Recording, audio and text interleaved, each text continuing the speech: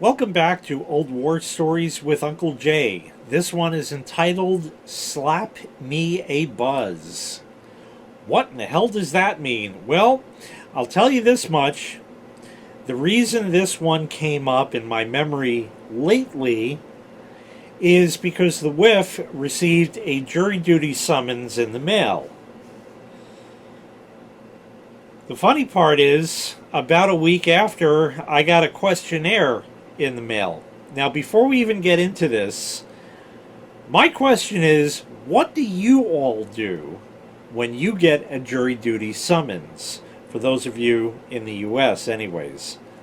I've heard people tell me all kinds of things. Oh, I wait, and then they send me a reminder that if you don't do this, we're going to come and put you in jail. And then I do it, and other people say, I just keep throwing them out. I never go, fuck them, this and that. And one other thing, before we even get into the story, is here in New York, they pay you $40 a day to perform jury duty, but that's if you're working for an employer and they have an X amount of number of employees, they have to pay you for the day at your regular wage instead. And that is how it worked with me at Tiny Middle, except for the fact that they made me take my own personal time so they could pay me. Think that was illegal, but I didn't look into it. $40 a day for those unemployed, or if your employer is not, it's not necessary for them to pay you based on the number of employees they have and whatever. $40 a day. If minimum wage were $5 an hour still, that could work, because 8 hours and that's $40. But it's more like 16, going up to like 87 probably soon. I don't know. It's beyond crazy. Not even close. Not even close anymore. And the even more interesting part is I read very quickly, I didn't pursue this any further, but in New Jersey, based on a quick blurb I read, they only pay you $5. So I bet there's a lot of I didn't get the message going on in Jersey. Anyway, what in the hell does slap me a buzz mean? Well, this has to do with a New York accent. Okay? Now you notice it was New York. Where did the R go? The R is being pronounced in a non-rhotic fashion. A non-rhotic R. X81X does that to me. He says, so I turn on a computer, and that's computer, and it says error. You turned on the computer, and it said error? Like ERA. That's an interesting one. I've never seen that error before. Well, back in my day, when I first went to jury duty, it's funny because this was 1997? Yes, 1997, September-ish, just a few months after I turned 18. I said they were waiting for me to turn 18 so they could fucking summons me for jury duty.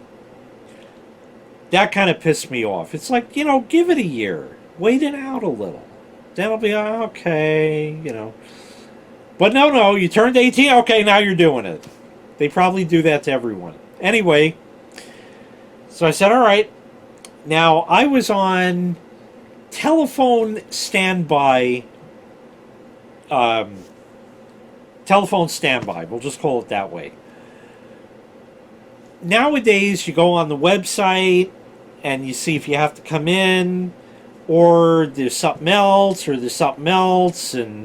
this you can text something to something, and shit like that. In my day, in 97, you got to remember, there was no online. There was, but it was dial-up, mostly, and not a lot of people had it in 97 still. It's actually interesting to think that in the last 26, 27 years ago, there were very few online. The internet was a much safer place back then. By no means safe at all, but a lot safer than today. Anyways, there was none of that shit back then. So it was the good old telephone. So there's a number on the sheet, and you call it up, and it asks you for your juror number.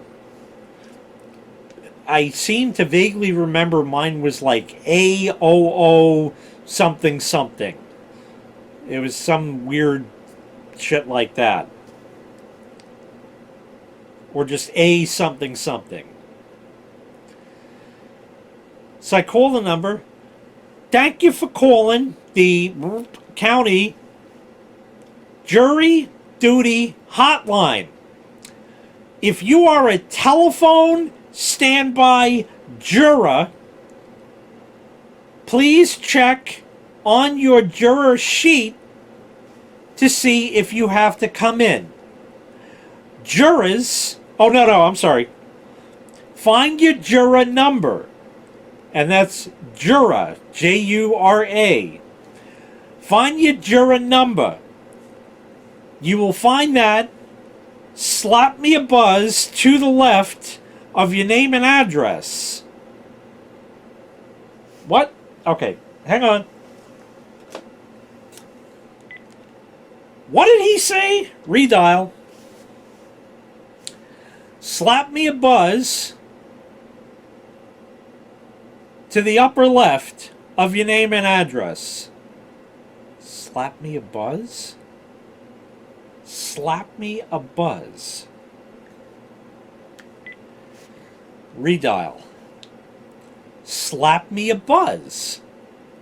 I cannot figure out what this guy was saying because the New York accent was so stiff, and the way he pronounced this was like he was talking on the phone to another person. It was not a recording, and I'm not talking about like a computerized voice or anything. This was a real guy. But you'd think that if you're making an announcement for a whole bunch of people to call, you should speak very clearly and enunciate properly so people can fucking understand you. It took a long time and several phone calls until I realized what he was saying was to find my juror number, which is located, not slap me a buzz, but slightly above and to the left of your name and address. Slap me a buzz. I must have called that 15 times. And it was slap me a buzz all day. All day. Now, the first time that I served on jury duty, now, here's the thing, okay? I've been called to jury duty 3 times, and now this questionnaire means it's coming soon for a 4th one. I've gone all 3 other times. I've never served on the juror panel. There's a good reason why I've never served on the juror panel. But being this is the interwebs, I decided it's best not to tell that story. I will be happy to tell anyone that story who visits me personally. But to just put this out there on the interwebs, probably not a good idea. I didn't do anything necessarily illegal, but I also didn't do anything necessarily right. We'll leave it that way. The first time this was kind of an interesting thing because where this place is, there's the big building that you have to report to. And you go in there, and then I got selected to go into a little room somewhere. So I went in the room, and we sat down. They took attendance, made sure we were all there. And then they said, we are going to take you over to the other building for this particular, not for the case, because you don't, you know, I didn't just serve then. They need to kind of interview people first and find out. And one thing I learned is that if you're a law-abiding citizen and you obey everything they say, chances are very good that you're going to be serving. I also learned that if you know too much, especially about this case, chances are very good you will not be chosen. So that's what I learned based on other people's responses. Because when I heard somebody else's that kind of didn't jive with everybody else's, I immediately saw expressions change and pens started writing things down. So I said, they didn't do that for the other people. That's important. So they want the average big, fat, dumb American consumer. Kind of funny how the criminal justice system works that way. Remember that criminal justice means justice for the criminals. It has nothing to do with the victims of the crime. They don't get shit. It's justice for the criminals. Well, anyway, they said, we have to take you over to the other courtroom. So they actually took us outside into the parking lot and loaded us up into several short buses, but they weren't the yellow kind. They were just like a county type bus kind of thing for, they have this for that. And they drove us across the street. I shit you not. They drove us across the street. I pay taxes for a bus to drive people across the street.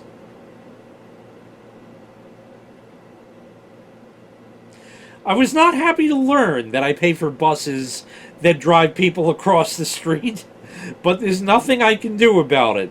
Just your government at work. Anyway, there you go with that. The funny part is they don't drive you back. Because I got let out of that one. And I had to walk back across the street. Which defeated the purpose of my being driven over there. I understand how somebody could run off. So I get that aspect of it. But still, to have a whole bus and a driver and a whole shit just for this. Whoa. Okay. Second time was kind of run-of-the-mill. But something interesting happened the third time. The third time, I went in and I got to the building and I got all my papers together and everything I needed. And I see other people start walking in and they line you up outside. So we're lined up outside and they start letting people in. Now when you go in, you got to give your driver's license and the paper they gave you to verify your juror number and all the number, pardon me, and that's why it's a boostah. If you remember that old war story, this link's in the prescription. The third time, so we're there, and then somebody who works in the courthouse, we'll just call her Courtney. Ha ha ha, thanks, puns around the house. Courtney shows up for work. And she goes in, a separate set of doors. She does not have an ID badge. She does not have a badge with an RFID tag that she has to scan with something.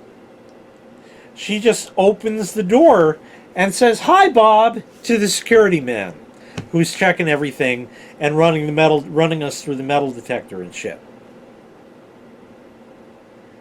And I'm like, she can just fucking waltz right in, and everybody else is getting scrutinized for keys, for change, for this, for that, any fucking thing you can imagine.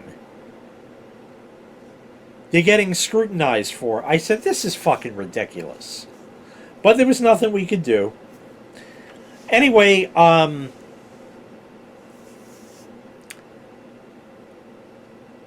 they sit us down in the big auditorium room, and I sit down, and it was kind of funny because your second grade teacher, Miss Crabapple, comes out of the woodwork. "All right, you're all here for jury duty. I need everybody with the letter A to go and sit down over here. Anybody with the letter B, sit down over there." And she's yelling. And she was just the crabbiest bitch.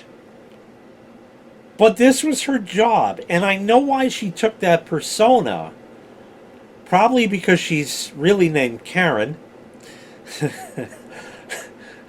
But no, the reason why is because she's dealing with the big, fat, dumb Americans. And people don't listen. They don't want to be there to start with. So you yell at them and make this more like the military. And you'd be lucky if she doesn't ask you to drop and give her 20. Okay? So that's kind of how this lady was. And I remember remarking to some lady who was sitting next to me, I said, "This is like my second grade teacher, Miss Crabapple." And she's like, "Haha, that's funny." You know, and she wanted to keep prim and proper and silent and do the right thing as her civic duty for this. And I'm like, this is total bullshit. It's all a game. Okay? It's all a fucking game. Okay? You're getting big, fat, dumb Americans to serve on the jury for a trial. That works for some cases, but for others it doesn't.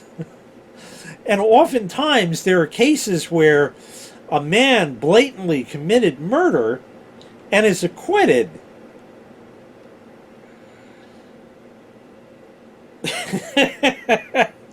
There are times where a man accidentally kills somebody, is taken up on manslaughter charges, and almost gets convicted, or sometimes even does, and serves for something that he didn't intend to commit. So it's a whole big shit. But anyway, we're sitting down in the auditorium, and we get through her bullshit, and now they put a video on. It's very important to serve on jury duty. This is like one of those 1950s or 1960s educational films, but it was redone for a lot more recent times. And, you know, they explain the whole thing. It runs for, 7 to 10 minutes. And then they start yelling at more people. Some shit like that. And then in a bit, they start calling people in and whatever. But anyway, myself and the people in the row ahead, in front of me were not called on this first go. So it was really weird because there was a gentleman who was sitting in the row in front of me. And, you know, every now and again people just kind of glance around or whatever. And I just got a slight profile of this guy. But I recognized the back of the head also. I said, I swear to God, this has got to be Mr. Verdi, my 10th grade English teacher in high school. And this was so many years later. And I waited it out. And I'm looking at this guy more and more, and I'm like, this has got to be him. So finally I got bold. And I kind of leaned forward and I said, "Excuse me, sir, are you Kevin Verdi?" And he turned around and he said, "Yes." So I told him who I was, and he says, "Oh my God, how are you?" Small world, as they say. We ended up in the same place at the same time on the same day. I don't know, just ran into him. It was very interesting that occurred. Anyways, one last thing was I was still at Tiny Middle at the time, and my boss, Pat, well, he was none too pleased when I told him that I had jury duty. He said, "Call an extended. Get an extension on when you can serve, or ask to reschedule or something." I said, "What good is that going to do? I'm going to have to serve now or serve later, so we might as well just fucking get it over with." Grumble, grumble, grumble. If he doesn't have to think about another problem now, it's easier for him. So there you go on that. Well, anyway, getting past that bullshit.